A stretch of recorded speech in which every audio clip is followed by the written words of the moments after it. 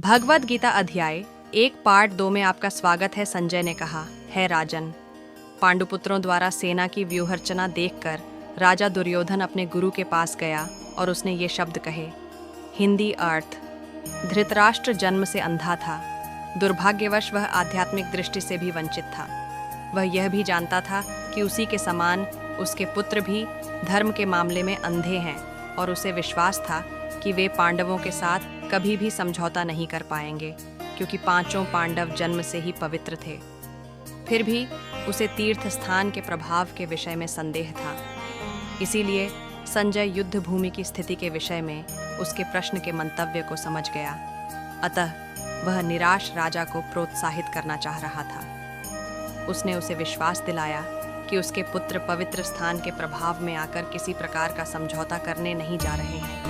उसने राजा को बताया कि उसका पुत्र दुर्योधन पांडवों की सेना को देखकर तुरंत अपने सेनापति द्रोणाचार्य को वास्तविक स्थिति से अवगत कराने गया।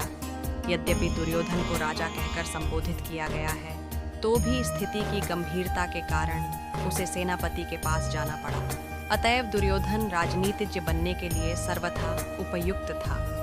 किंतु जब उसने पांडवों की व्यूहरचना देखी तो उसका यह कूटनीतिक व्यवहार उसके भय को छिपा न पाया। चलोक पश्येता पांडुपुत्राणामाचार्य महतीम चमूम व्यूढ़म द्रुपदपुत्रेण तव शिष्येण धीमता 3 हे आचार्य। पांडुपुत्रों की विशाल सेना को देखें, जिसे आपके बुद्धिमान शिष्य भूपद के पुत्र ने इतने कौशल से व्यवस्थित किया है।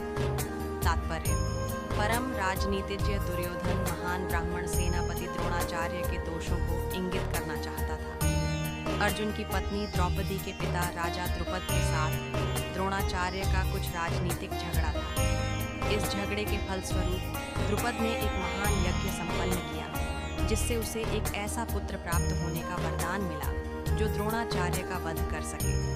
द्रोणाचार्य इसे भलीभांति जानता था, किंतु जब द्रुपद का पुत्र धृष्टद्युम्न युद्ध शिक्षा के लिए उसको सौंपा गया तो द्रोणाचार्य को उसे अपने सारे सैनिक रहस्य प्रदान करने में कोई झिझक नहीं हुई। अब धृष्टद्युम्न कुरुक्षेत्र की युद्ध भूमि में पांडवों का पक्ष ले रहा था और उसने द्रोणाचार्य से जो कला सीखी थी, उसी के आधार पर उसने यह व्यूहरचना की थी। दुर्योधन ने द्रोणाचार्य की इस दुर्बलता की ओर इंगित किया, जिससे वह युद्ध में सजग रहे और समझौता न करे। इसके द्वारा वह द्रोणाचार्य को यह भी बताना चाह रहा था कि कहीं वह अपने प्रिय शिष्य पांडवों के प्रति युद्ध में उदारता न दिखा बैठे। विशेष रूप से अर्जुन उसका अत्यंत प्रिय एवं तेजस्वी शिष्य था। दुर्योधन ने यह भी चेतावनी दी कि युद्ध में इस प्रकार की उदारता से हार हो सकती है।